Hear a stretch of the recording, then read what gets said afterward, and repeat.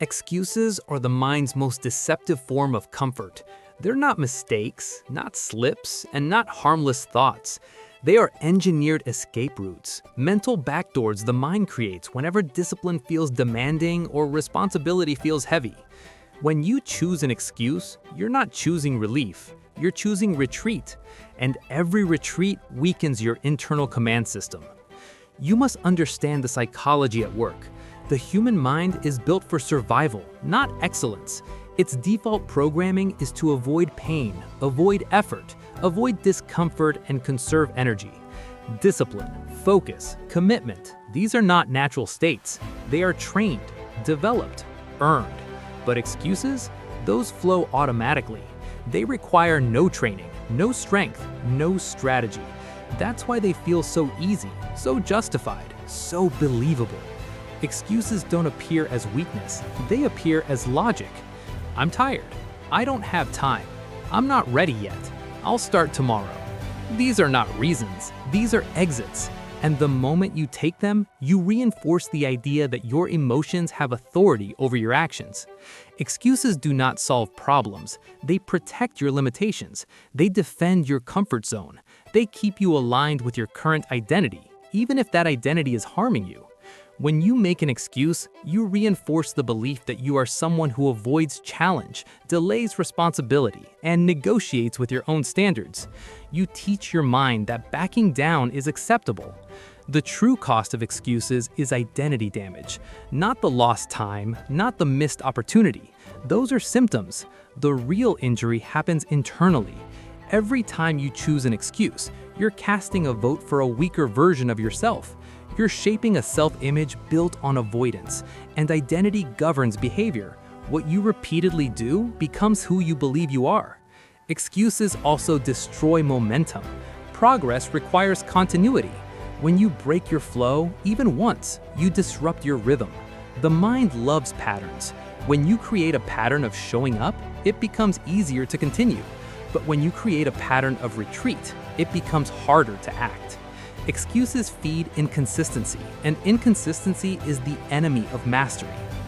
Another truth: excuses accumulate. What begins as one skipped task becomes a habit of avoidance. One delay becomes a lifestyle of waiting. One moment of weakness becomes a pattern of surrender.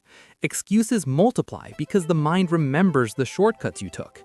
It will offer them more often and with stronger justification. If you give excuses power, they will dominate your decision-making. But the strongest people have mastered one essential discipline: the ability to override the impulse to escape. They recognize excuses the moment they arise, not as truths, but as temptations. They train themselves to act despite fatigue, despite stress, despite uncertainty. They hold themselves to their commitments, not their emotions. And because of this, they build a mental environment where excuses cannot survive. Eliminating excuses requires honesty, brutal honesty. You must confront your own patterns without sugarcoating. Stop labeling excuses as reasons. Stop allowing emotional discomfort to dictate behavior. Stop telling yourself stories that justify inaction. Because the moment you see excuses for what they truly are, mental traps, you remove their influence. You must also learn to challenge your internal dialogue. When the mind offers an excuse, don't accept it. Question it. I'm tired. Are you truly tired or just mentally resisting effort? I don't have time. Or is your time being wasted on distractions and low-value tasks? I'm not ready. Or are you afraid of failing, being judged, or feeling uncomfortable? Excuses collapse under interrogation. The more you challenge them, the weaker they become. And as you weaken excuses, you strengthen discipline. Discipline is like a mental muscle. Every time you act despite resistance, you build power. Every time you execute when your mind wants to escape, you reinforce control. Over time, your default settings change. Excuses still appear, but they no longer hold authority. Your decisions are driven by standards, not feelings. Finally, understand this: your future depends on your ability to eliminate excuses. Not reduce them, not manage them, eliminate them. They cannot coexist with excellence. You cannot build a strong life on a foundation of soft decisions. Excuses are the silent destroyers of potential, and anyone who wants peace, focus, confidence, and strength must declare war on them. Excuses are mental escapes, not solutions. They are the enemy of growth. And the moment you refuse them completely, you reclaim control of your life. Discipline is a choice, not a personality trait. People often talk about discipline as if it's a talent, something you're born with or forever lacking. This belief is not only false, it is dangerous. It convinces you that you are powerless to change. It convinces you that discipline is a gift some people receive at birth, while others are doomed to live without it. But discipline is not genetic. It is not inherited. It is not a natural advantage. Discipline is a decision, a choice, a commitment you renew every single day. The strongest individuals are not disciplined because life made them that way. They became disciplined because they chose standards over comfort. They chose long-term strength over short-term relief. They chose to act even when every part of them wanted to delay, avoid, or retreat. And that choice repeated again and again became the discipline everyone sees. Discipline is built through friction, not through motivation, not through talent, not through inspiration. You develop discipline by doing hard things on days you don't feel like doing anything. You develop discipline when your mind offers excuses and you refuse them. You develop discipline when you push through boredom, fatigue, stress, and resistance, not because it's enjoyable, but because you said you would. This is the truth most people avoid. Discipline is a self-imposed contract, and the question is simple: do you honor it? If you decide to be disciplined only when it feels convenient, then you're not disciplined, you're emotional. Your life becomes reactive, not intentional. Your actions are driven by mood, not mission. And that is how people lose control of their lives, slowly, quietly, without ever realizing it's happening. The disciplined mind operates differently. It doesn't negotiate, it doesn't bargain, it doesn't check how it feels before it acts. It executes because execution is the standard. Feelings come and go. Discipline stays. This is where you must shift your perspective. Discipline is not about being strict. It's about being free. When you lack discipline, everything becomes heavy. Simple tasks feel overwhelming. Small problems become crises. Unfinished work piles up and creates anxiety. Life feels chaotic because your actions lack structure. But when you build discipline, you build order. When you build order, you build clarity. And when you build clarity, you build peace. Many people think discipline restricts their life. The truth is the opposite. Lack of discipline restricts your life. Lack of discipline keeps you stuck in cycles of stress and distraction. Discipline expands your life. It gives you time. It gives you strength. It gives you freedom. It gives you choice. It is the foundation of every goal, every achievement, every transformation. Understand something deeper. Discipline is not about intensity. Discipline is about consistency. Anyone can be strong for a day. Anyone can be focused for a moment. Anyone can push hard when motivation is high. But disciplined people act with consistency, day after day, regardless of mood, weather, stress, or circumstance. Their actions don't spike and crash. They stay steady, deliberate, intentional. They play the long game. That level of steadiness doesn't come from personality. It comes from training your mind to obey your decisions. You become the commander, and your emotions become background noise, not instructions. To build discipline, you must start with systems. Discipline isn't about forcing yourself into suffering. It's about designing your environment so your goals become easier to execute and your distractions become harder to access. The more structure you create around yourself, the less willpower you need. But no system works without this one principle. You must take ownership. When something matters to you, you don't wait for conditions to be perfect. You create action. You create momentum. You create accountability. Discipline demands that you stop externalizing your failures. Stop blaming time, luck, childhood, stress, people, or circumstance. None of that builds discipline. Only ownership does. Discipline also requires patience. You cannot expect instant results. Your identity must catch up to your actions. Every time you follow through, you reinforce your belief that you are disciplined. Every time you skip, you reinforce the opposite. Over time, this determines who you become. The creation of discipline is the creation of self-respect, because when you keep your promises to yourself, you build trust. When you break your promises to yourself, you destroy trust. And without self-trust, you will never access your full potential. The truth is simple. Some people wait for discipline to appear. The strong choose discipline before it exists, and through repetition, they create it. Discipline is a choice today, tomorrow, and every day after. You build it, maintain it, and strengthen it through action, not emotion. Your life changes the moment you stop wishing for discipline and start choosing it. Ultimately, accountability forces you to recognize that the gap between your current life and your desired life is built by choices. Every decision is a brick. Every habit is a structure. You build your future one action at a time. When you own your actions, you gain the power to change them. When you own your habits, you gain the power to break them. When you own your life, you gain the power to transform it. Accountability is the gateway to power because it gives you one thing no excuse can ever offer: control. Inner peace is impossible without inner order. People chase inner peace as if it's something they can stumble into, something they can feel, something life will eventually grant them once circumstances settle. But peace does not arrive by accident. Peace is not passive. Peace is a product, and the formula is simple. There is no peace without order. There is no calm without structure. There is no inner stillness without inner discipline. Most people are not at war with the world. They're at war with themselves. Their minds are overloaded. Their habits are chaotic. Their priorities are scattered, and their emotions run unchecked. They don't lack peace. They lack order. Your life reflects your mind, and your mind reflects your life.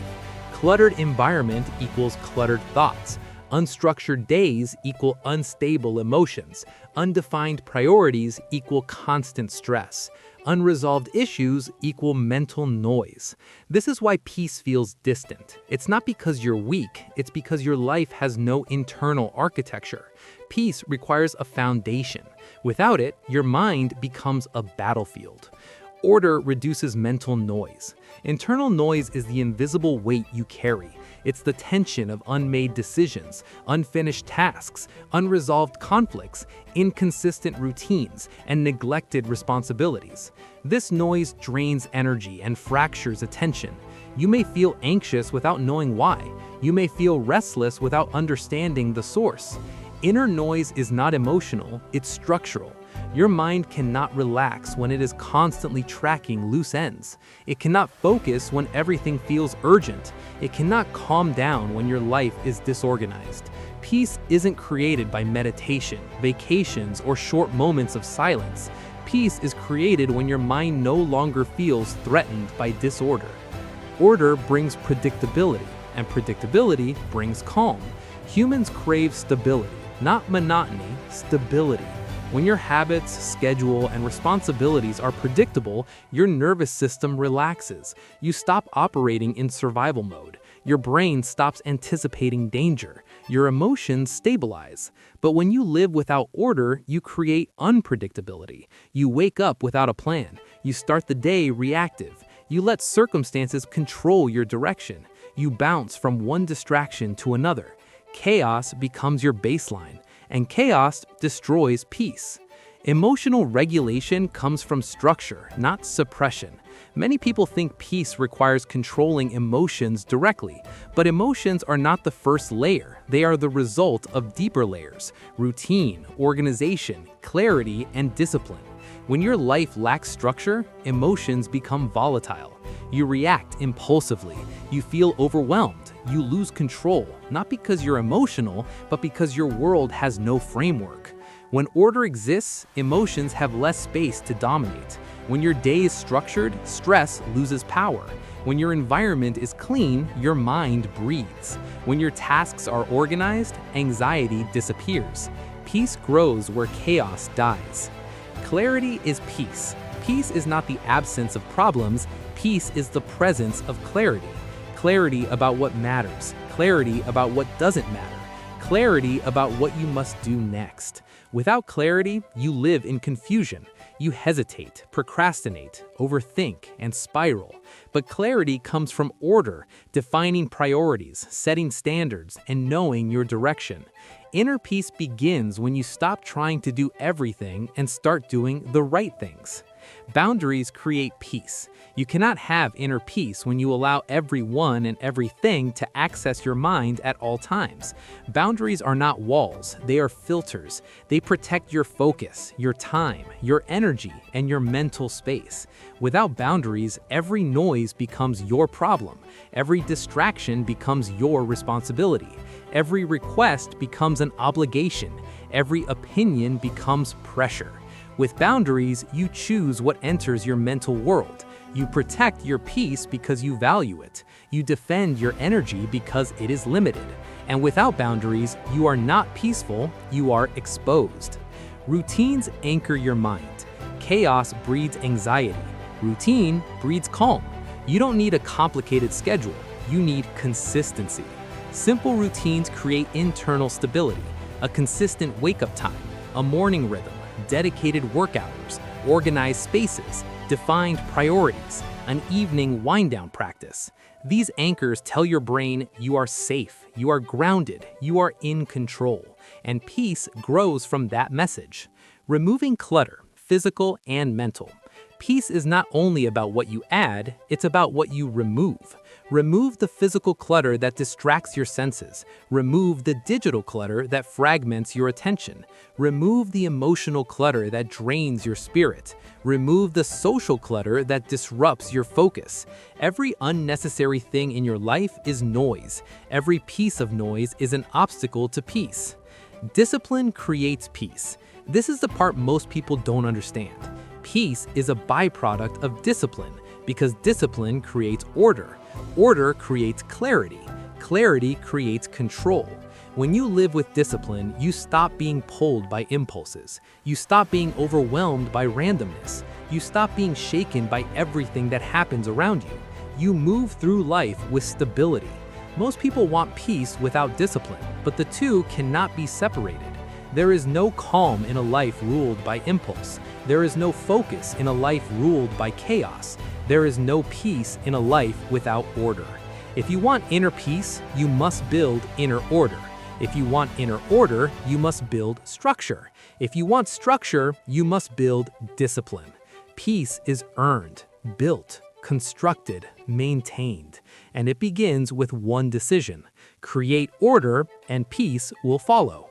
Your mind is a battlefield, and most people don't even realize they've surrendered it. They give their attention away the same way someone gives away spare change, casually, thoughtlessly, without understanding the cost. But your mind is not loose change. Your mind is the command center of your entire life. And if you don't claim it back, someone else will claim it for you. No excuses. This keynote is about mental sovereignty, taking full ownership of what enters, what stays, and what gets eliminated from your mental space, because focus and inner peace are not gifts, they are disciplines. And the moment you understand that, your entire life changes. Let's start with a hard truth. You are responsible for what you think. Not your friends, not your environment, not your childhood, not your circumstances. Your responsibility. When you stop outsourcing the blame and start owning the result, that's when your strength starts building. You cannot control everything that happens outside you, but you control your reaction, your interpretation, and your next move. That is mental discipline. That is claiming your mind back. The biggest weakness people have today is mental leakage. They constantly allow distractions to puncture their attention. Notifications, gossip, irrelevant conversations, endless opinions, unnecessary arguments, emotional reactions, and the illusion that they must respond to everything immediately. They have surrendered their attention to noise. And once you surrender your attention, you surrender your peace. When your mind is cluttered, your life becomes cluttered. When your mind is chaotic, your decisions become chaotic. When your mind is unfocused, your results become unfocused. To reclaim your mind, you must first restrict access. Not everyone deserves a doorway into your thoughts. Not every conversation deserves your energy. Not every emotion deserves your reaction. You need boundaries, hard psychological boundaries. Tell yourself, I decide what matters. I decide what influences me. I decide what I allow into my space. This is how mental strength is built, by choosing, not by drifting. The next part is discipline over emotional impulses. Most people live under emotional dictatorship. Every feeling guides their actions. They get triggered and respond instantly. They feel angry and explode. They feel insecure and hide. They feel overwhelmed and quit. Their emotions sit in the driver's seat while their logic sits in the back, helpless. That is weakness, and you are not here to be weak. Emotions are signals, not commands. You don't follow them blindly. You observe them, you evaluate them. You choose whether they deserve a reaction. When you feel anger rising, pause. When fear shows up, examine it. When anxiety whispers, question it. Emotional control is not about feeling less, it's about reacting smarter. People think strength means suppressing emotions. No, strength means mastering them. When you master your emotions, you master your direction. Then comes focus, the most valuable mental currency. Focus is not about doing more, it's about eliminating everything that doesn't matter. Productivity is not built by addition, it's built by subtraction. Eliminate the distractions, eliminate the noise, eliminate the unnecessary tasks, eliminate the people who drain you, eliminate the habits that weaken you. Every time you remove something that steals your attention, you reclaim a portion of your mind.